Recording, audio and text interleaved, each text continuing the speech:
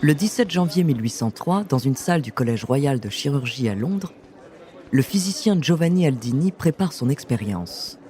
Célèbre pour ses démonstrations électriques sur des animaux décédés, Aldini cherche à franchir une nouvelle étape dans ses recherches. Devant lui se trouve un cortège restreint de scientifiques. Aldini les a conviés pour qu'ils soient les premiers à constater sa découverte. Installés sur leurs chaises, tous s'échangent des regards qui trahissent leur appréhension.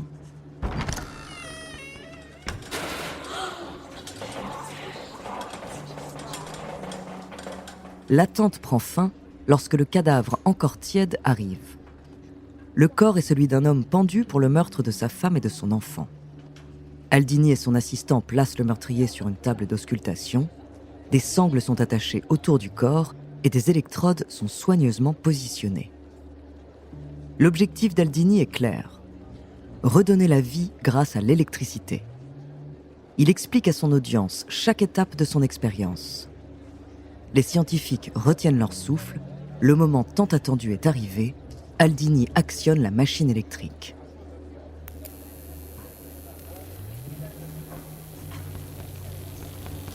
Le corps inerte se met alors à tressaillir et une odeur répugnante remplit la salle. Tout le monde est fasciné par ce qui se passe, sauf Aldini, qui est frustré de voir que le cadavre ne revient pas à la vie. Il a promis une résurrection et il compte bien honorer sa promesse. Il se met alors à augmenter l'intensité du courant dans l'espoir que cela réveille le mort. Le torse du cadavre se met alors à convulser violemment, ses membres s'agitent de façon effrayante. Certains de ses invités commencent à être pris de nausées, mais Aldini en veut plus et envoie une décharge électrique encore plus forte. Tout le corps se contorsionne, le visage se contracte avec une grimace terrifiante.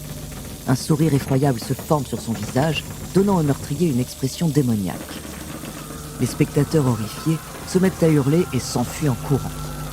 Les piles galvaniques finissent par s'épuiser, ce qui met fin à l'expérience. Malgré les efforts acharnés d'Aldini, le cadavre ne revient pas à la vie.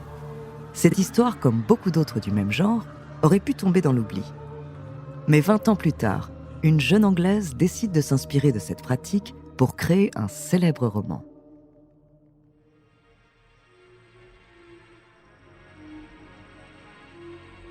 Bonjour, je suis Andrea Brusque, bienvenue dans Les Fabuleux Destins.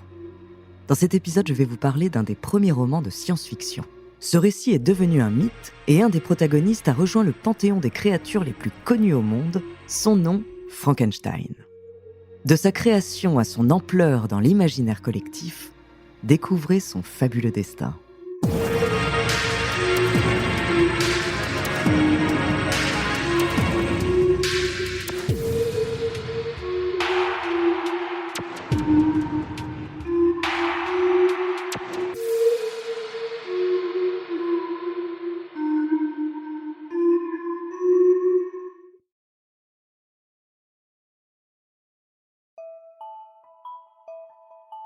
Mary Wollstonecraft Godwin est née le 30 août 1797 à Londres.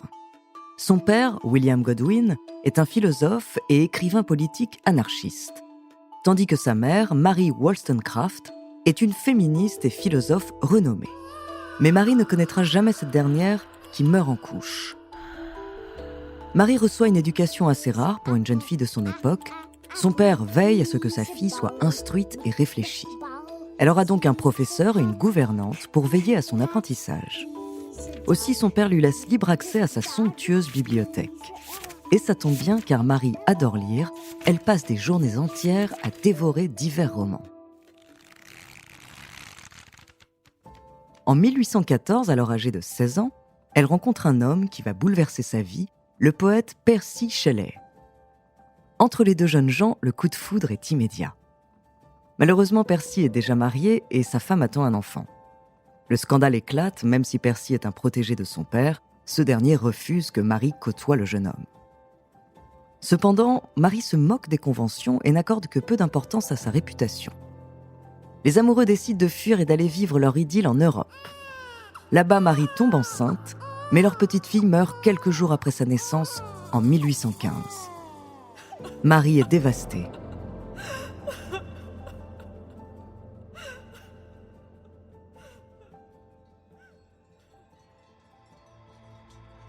C'est le cœur lourd qu'en 1816, les deux voyageurs partent en Suisse. Ils rejoignent le poète Lord Byron et d'autres amis dans le manoir Villa Diodati. Toutefois, le temps maussade de ce début d'été les empêche de profiter pleinement de la nature environnante. Lors de soirées pluvieuses, le groupe se divertit alors avec Phantasmagoriana, une anthologie de récits de fantômes allemands. Marie, qui adore les histoires d'horreur, trouve un grand plaisir à ces instants passés autour du feu. Un soir, Lord Byron, sûrement sous l'influence de l'opium, organise un concours entre ses amis. Écrire la meilleure histoire d'épouvante. Marie a 18 ans. Elle n'a jamais écrit aucune histoire, mais l'idée lui plaît, elle relève le défi.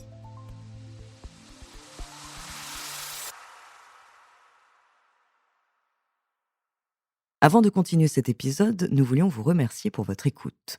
Si vous voulez continuer de nous soutenir, abonnez-vous à la chaîne Bababam Plus sur Apple Podcast. Cela vous permettra une écoute sans interruption. Ou bien écoutez ce message de notre partenaire sans qui ce podcast ne pourrait exister. On se retrouve tout de suite après.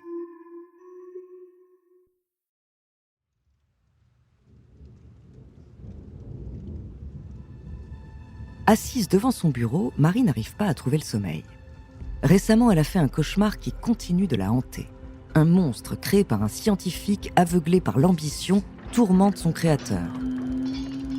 Alors qu'elle pense à cette idée, une lueur d'excitation brille dans ses yeux.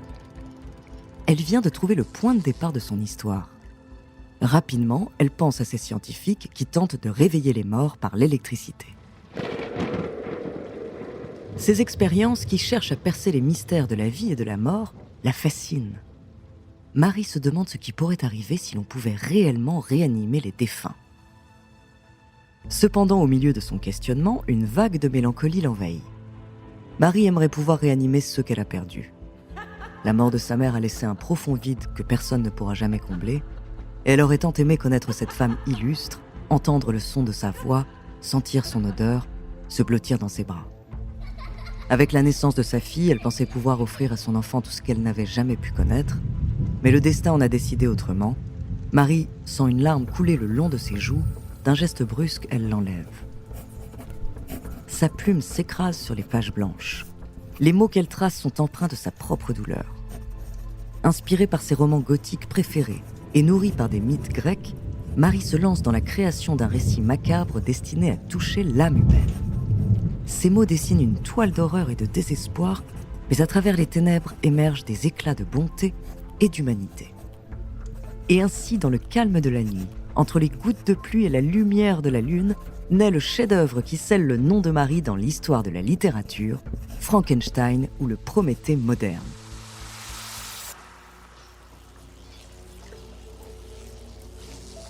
Le scientifique Victor Frankenstein crée une créature vivante à partir de morceaux de cadavres. Mais horrifié par sa création, Victor abandonne la créature qui comprend rapidement qu'elle ne pourra jamais vivre autrement que comme un paria. Elle va alors décider de se venger de son créateur. Le premier jour de l'année 1818, 500 exemplaires de Frankenstein sont imprimés anonymement par un éditeur londonien méconnu. Marie a alors 20 ans. Elle ne revendique pas immédiatement la paternité de l'ouvrage en raison de son contenu controversé, mais Frankenstein explose rapidement en popularité. 4 ans plus tard, après une adaptation théâtrale basée sur l'histoire, elle publie une nouvelle édition de Frankenstein sous son nom, Mary Shelley. Au cours des siècles qui ont suivi, le monstre de Frankenstein est devenu l'un des personnages les plus reconnaissables de la culture populaire. De très nombreuses œuvres cinématographiques, théâtrales et littéraires attestent de la perpétuation du mythe de Frankenstein dans l'imaginaire collectif. Ce roman a su soulever une question souvent débattue: le mal réside-t-il davantage chez le créateur ou chez sa création ? À travers son œuvre, Mary Shelley émet une critique de la nature humaine. Elle rejoint ainsi la perspective d'un philosophe qui lui était cher, Jean-Jacques Rousseau, qui affirme « L'homme est naturellement bon, c'est la société qui le corrompt ».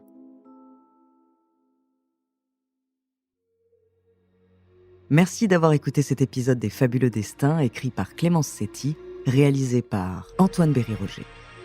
La semaine prochaine, je vous raconterai l'histoire d'un tournage maudit. En attendant, si cet épisode vous a plu, n'hésitez pas à laisser des commentaires et des étoiles sur vos applis de podcast préférés.